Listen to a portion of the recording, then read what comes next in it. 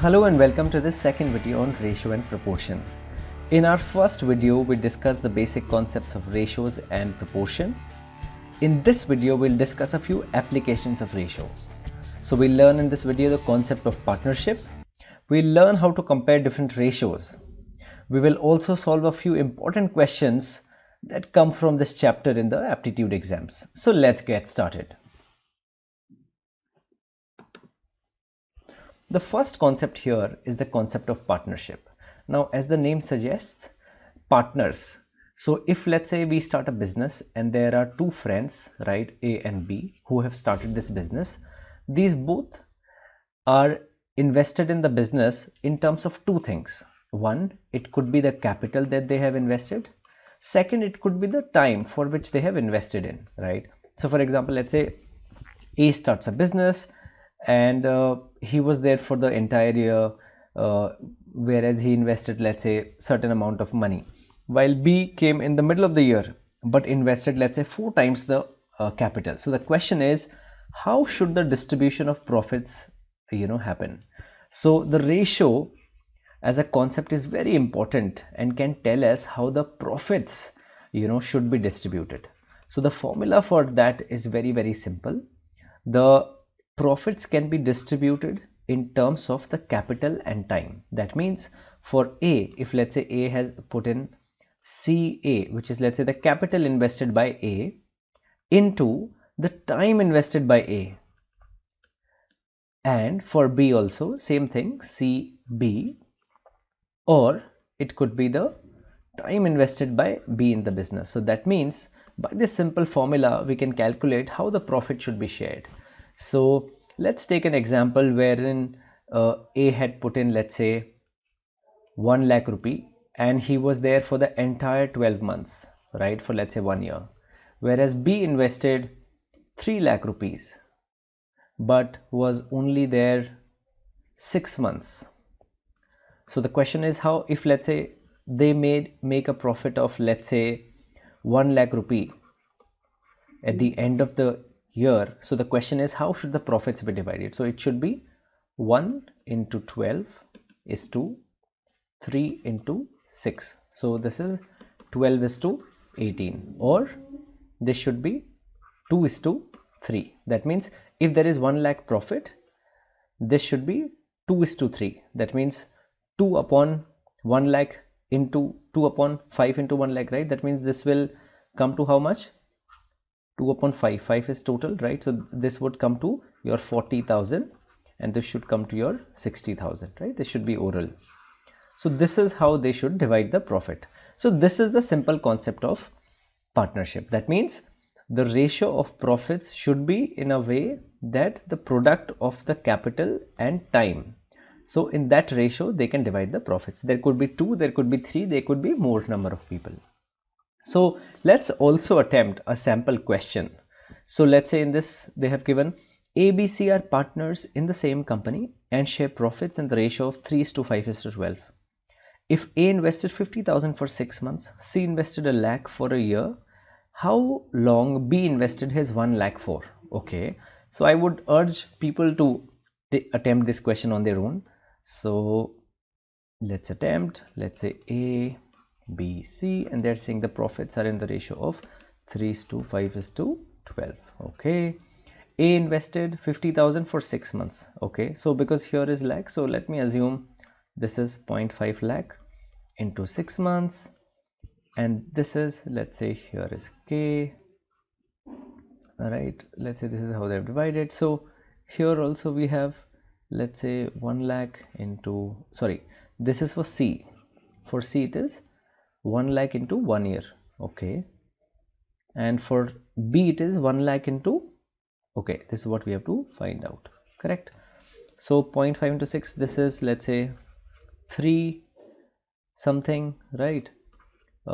This is something we don't know. Let's say the T we have to calculate, and this is something as 1 into, oh sorry, this was 12, 1 into 12. Okay, so this is 12 something. So 3 is 2. Now they're saying this is 3:5:12. That means here is 1. That means this will be 5 months, isn't it, right? This is oral. All right. Let's move to the next question. Okay, so now from partnership we move to the concept of comparing ratios. Now this is particularly helpful for data interpretation questions where you have to compare certain ratios. Now before we really go to this question, I'll like to give you some concept, right? If let's say we have a number like 4/5 comma 6/5 comma 11/5, can we compare these numbers? Yes. So when the denominator is same, whichever numerator is the biggest is really the biggest number, right? So this is easy to find out. Now the problem comes when the numerator and the denominator are different. That means this is n1 d1, this is n2 by d2, so or this is n3 by d3. Now this becomes tricky. So in this case, so for example, let me take a simple example. Let's say you have 3/5 comma 4/6. Now the question is, how can you compare these two fractions? So one way to compare this is you can always take the LCM, and then when you take the LCM, you basically what you're trying to do is you're trying to equate the denominators, right? We learned a concept in ratio in the previous video that anything you multiply to the denominator and numerator, the ratio value doesn't change. That means if I have to equate these two numbers, I'll say 5 into 6. So if I multiply 6 here, I have to multiply 6 here as well. If I multiply 5 here to equate this to this, I have to multiply 5 here as well. That means now the number becomes 18/30, and the second one becomes 20/30. Now again we have got it to the same format. That means denominator same, whichever is the bigger is the biggest number. So this is one way to do it.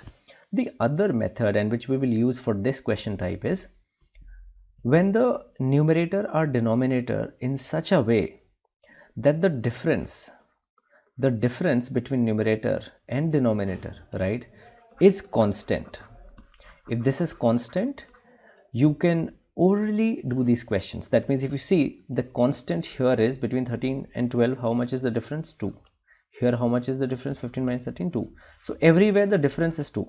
So in this case, when the constant difference is between the numerator and denominator, and when your numerator is greater than denominator, so what happens?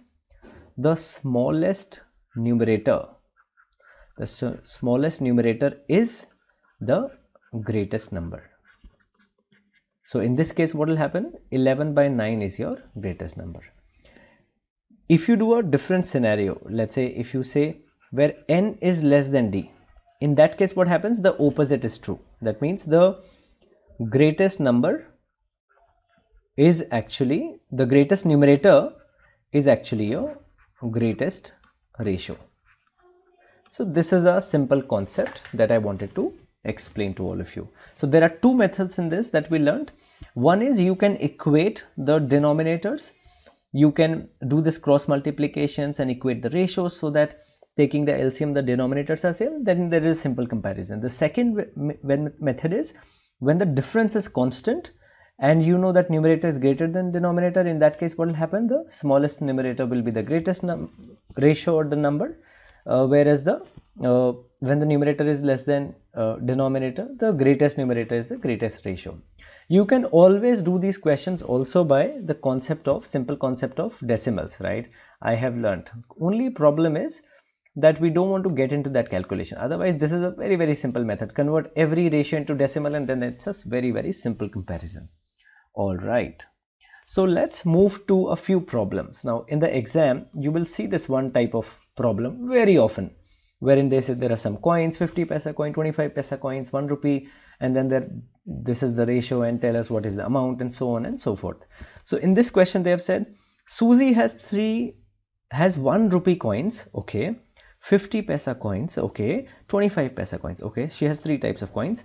The number of coins with her are in the ratio 5:6:8. So let's say Susie have these number of coins and in the ratio of 5:6:8. But this is not that she has 5 1 rupee coins. It could be 5k, but the same is true here as well. The same is true here as well, right?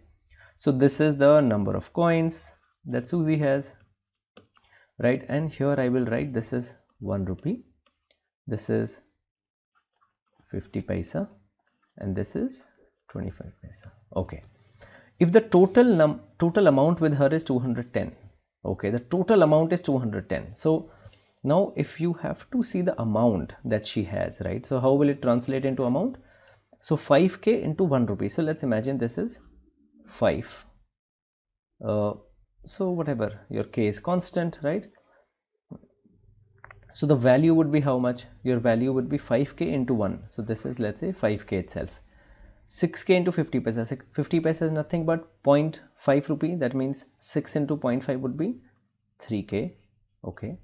And this would be 8k into 25 paisa is 1/4 of a rupee, right? That means this will be 2k.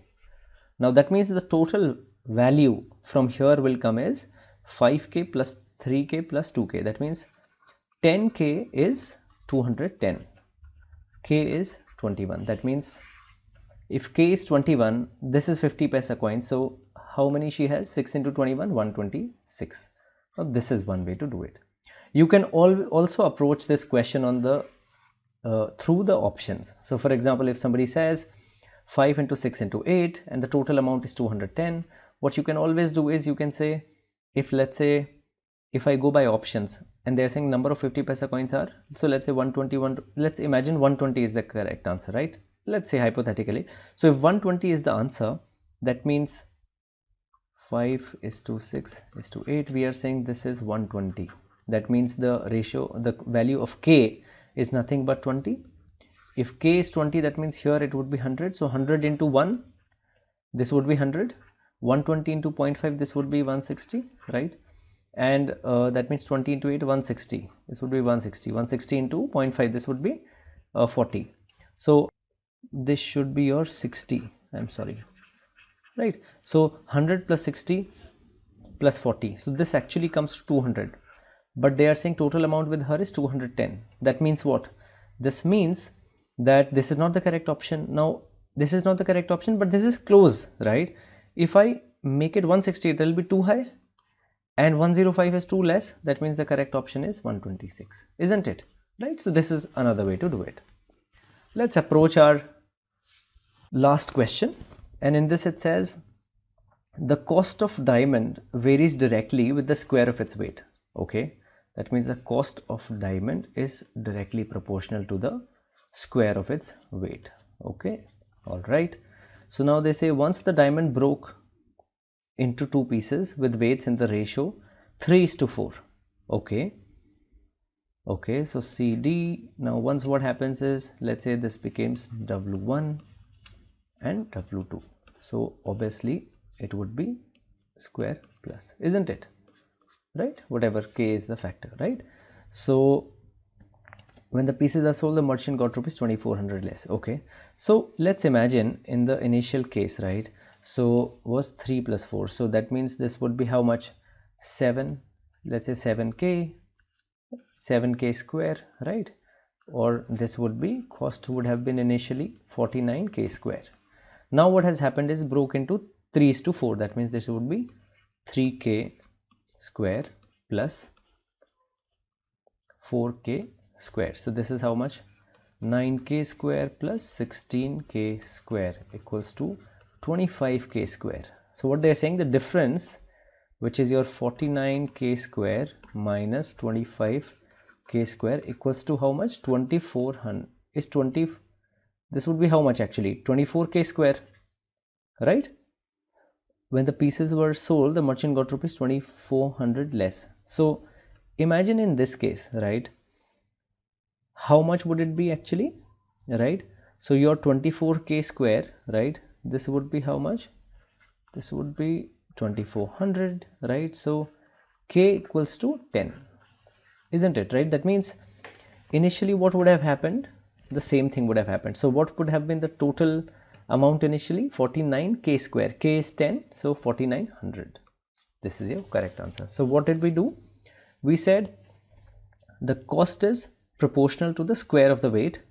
So initially, let's say it was 7k square, which is 49k square. Once you broke it, then you got 25k square, and the difference, right, is 2400, right? This is what was given. So k value we calculated, and that's your answer. So these were a few questions on ratio proportion and the basic concept of comparing of ratios and a partnership. So thank you for watching this video.